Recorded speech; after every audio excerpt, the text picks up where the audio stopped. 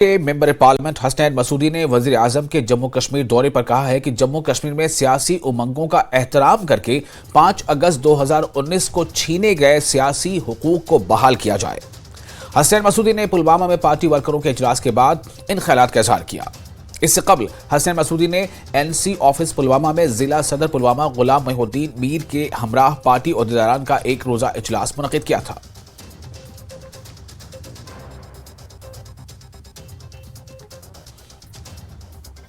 مہاراشٹر میں کہتے ہیں کہ نہیں سن آف دا سوئل کو ریزرویشن دیجیے، اتراکھنڈ میں وہاں کی ریزرویشن دی جا رہی ہے، اور یہاں جموں کشمیر میں ہمیں کہا جا رہا ہے کہ نہیں آپ کے حقوق چھینیں گے، اور یہ اپکار ہے، یہ مہربانی ہے۔